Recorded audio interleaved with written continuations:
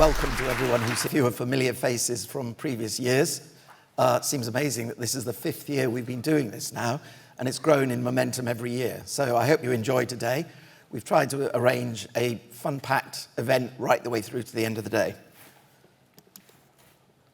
So what I'm going to do is just briefly go through some of the trends and key data over those 5 years.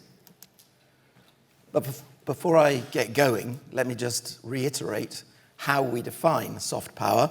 It's a nation's ability to influence the preferences and behaviors of various actors in the international arena through attraction or persuasion rather than coercion. Now, some people say to us, that's a bit pointless in the current world. The current world is determined by hard power all over the place, and it's getting worse. My reaction to that is always, well, actually, the more hard power is being exercised, the greater the need for soft power. And it is quite clear that in all the hard power conflicts that are going on at the moment, at some point, there will be a need for mediation and agreement. And it is those countries which have acquired the most soft power that will hopefully facilitate that process and bring the world to peace. So it's highly relevant and becoming more relevant. Just so you understand our approach to this measurement, we start by looking at familiarity, well, awareness and then familiarity, and they're slightly different. You may be aware of a place, but you're not particularly familiar with it, and that's one of the challenges for many of the smaller countries. We then have something like 35 attributes, which I'll come back to in a minute and just remind you of, that describe how people view that country against various different metrics. And then we also ask them, what is the reputation of this country? And finally, the influence of the country, both positive and negative. And we look at that and say, well, positive, negative, net influence, which I'll show you again with some examples later. So some countries are viewed quite polarically, and some there's a consistent view. So this year, for the first time, we're actually doing all 193 countries in the UN. The research is actually in slightly less countries than that, because some of the countries are really just quite impossible to do research in, but we have got opinions from over 100 countries on those 193. And this year, we've also grown the sample, so we now have 170,000 respondents stretched across the world against 55 individual metrics. And this year, one of the most important things we've done, bearing in mind that this is supposed to demonstrate or influence economic performance, we've asked explicit questions about the country's attractiveness as a place to invest, buy products or services from, work, study, or visit.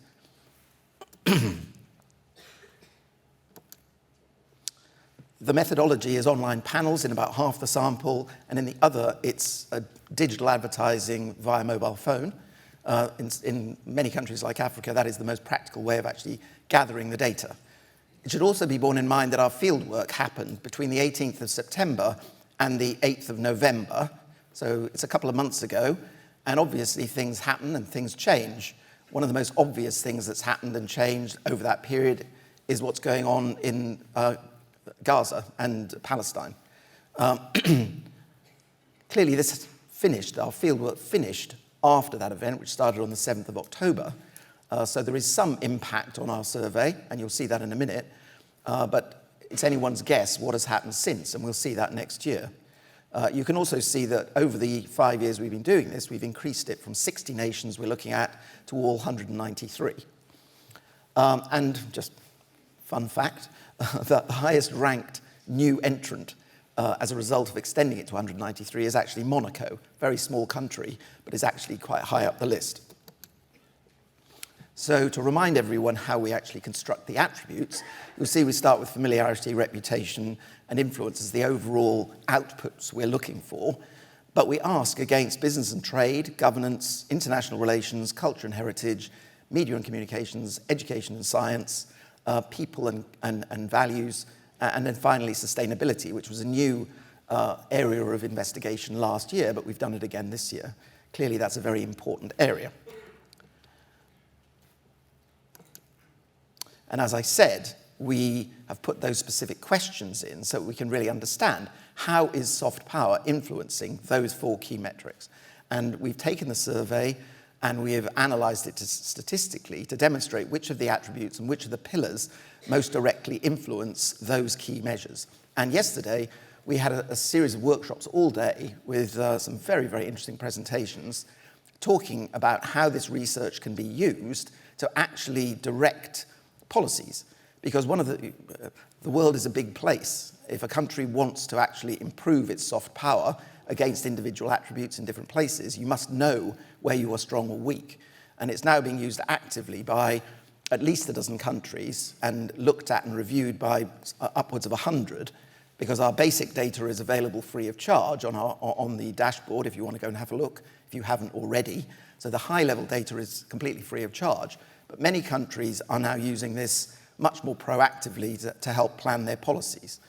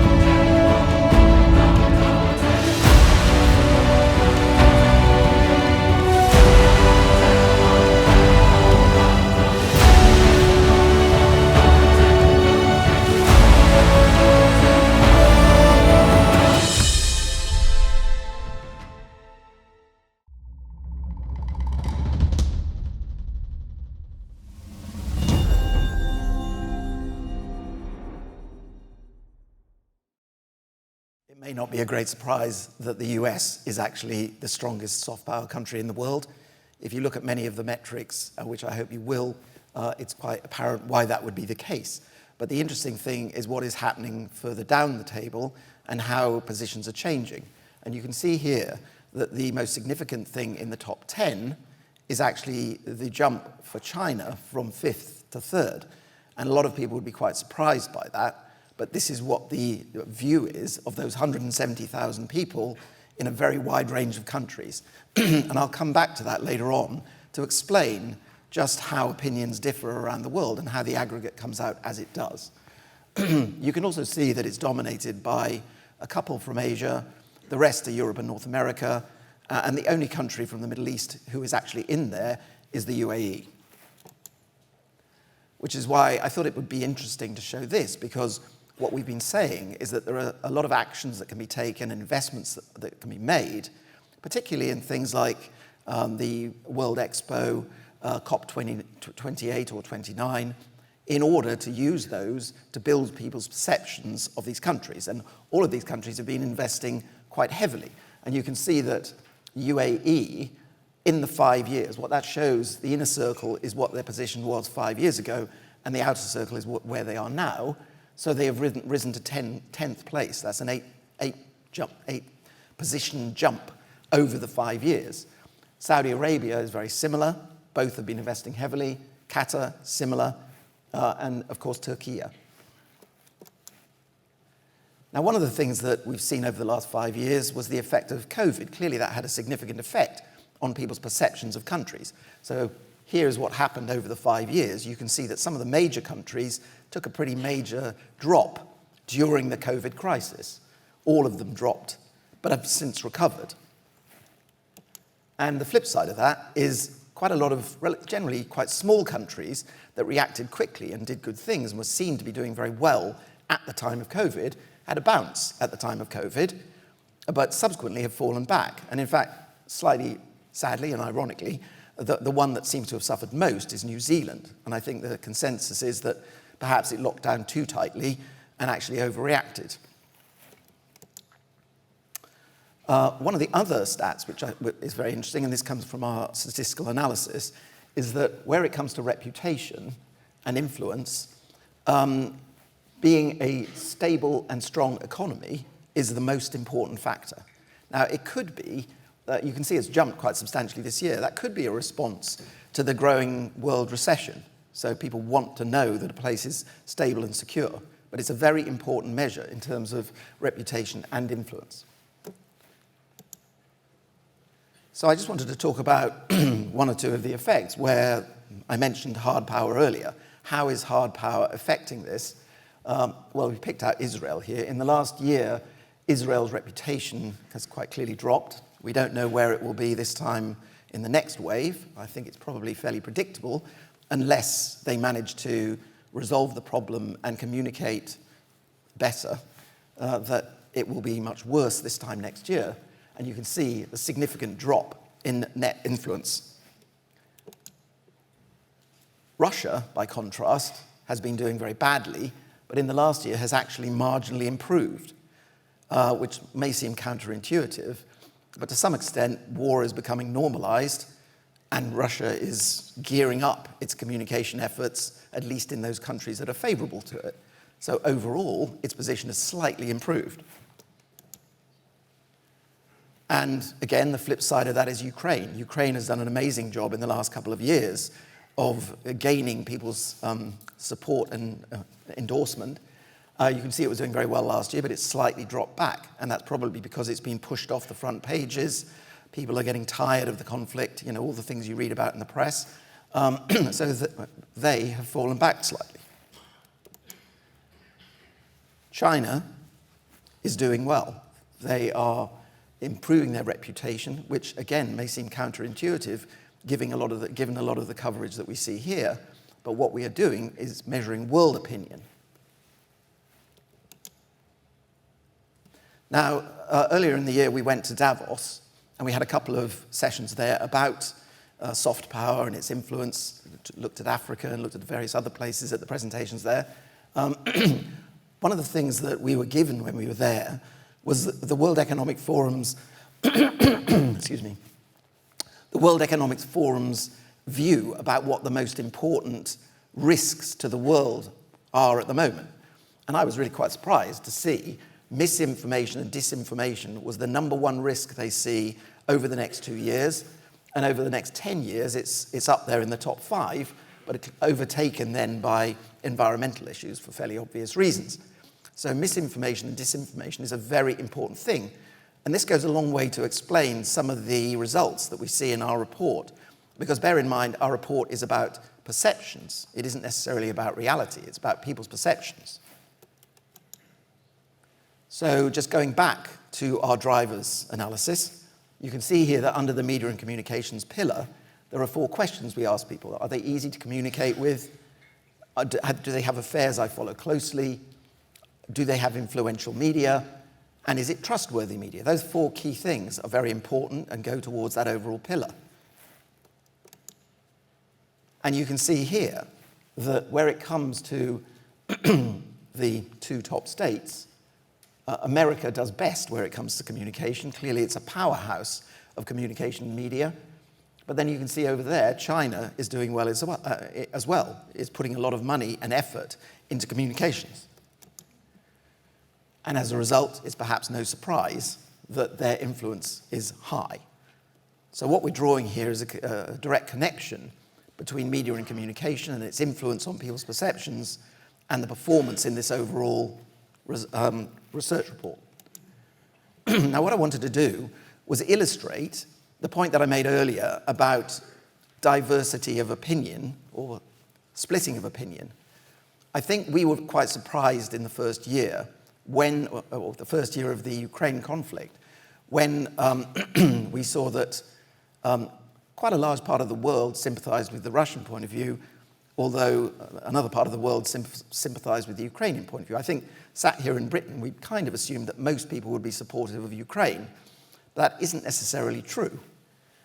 If you look here at the UK, you can see that they generally think the UK across the world is either neutral or positive. If you look at Russia, it's very clearly split. There are certain parts of the world that think it's positive, and then certain parts of the world that think the exact reverse. If you look at China, a larger part of the world than Russia thinks that it's very positive, and 1 or 2 places are a bit slightly less keen. And then finally, Israel. This is really quite a stark one, and perhaps no surprise. Across the Arab world, and in certain other Muslim areas of the world, it's very negative. In other parts, it's either neutral or positive. So we have this great dichotomy. Now, I'm keen to get on with the rest of the proceedings. So what I wanted to end with is this slide, which is a report on the amount of money which is being spent on hard power investments in the world. And according to the Stockholm Peace Institute, something like $2.2 trillion is going to be spent in 2024, rising to $2.4 trillion a year in hard power investment around the world. And you see in Europe, everyone is talking about boosting investment in hard power exponentially. Everyone wants to put up to 3 or 4% of GDP. Now, what we speculated, or we wondered, how much is being spent on communications to put people's point of view across? Nothing like that. We were talking in the low billions, probably, if you added up all the money being spent by all countries worldwide on their communications to get their message across. We think it's probably quite low. And we know that the quality of communication affects people's perceptions of influence and affects perceptions of soft power. So I think the answer to that is that more countries should be doing more in terms of communication and investing more in terms of communication. It's quite clear. But most governments and countries, I don't think, take it seriously enough. We saw a presentation yesterday from the Great Campaign. The Great Campaign has coordinated all departments in the UK. They've got a reasonable sized budget, though by corporate standards or defence spending standards, it's still extremely low. They leverage various other things, so they're getting a good result. And the Great Campaign is seen to be a leader in the world. But even that is a relatively small investment. And I suppose what I'm saying is, we're not an ad agency, so we don't care. Or what we're saying, though, is that a greater deal of investment should be made, because hopefully it will have an effect on reducing the requirement for that hard power expenditure. And so we thought it was appropriate that the first discussion today should be about media and communication. And I'm very pleased to say we've got some heavyweight hitters who are going to talk to us about media and communication, and hopefully have a bit of a ding-dong discussion about how misinformation, disinformation, propaganda, fake news, or real news are influencing what's going on in the world of soft power. So Alistair Campbell, who doesn't need much introduction here in the UK at least, Fareed Zakaria, who's one of the lead anchors from CNN in the US, and we're very pleased to say that the Right Honourable David Lammy has joined us.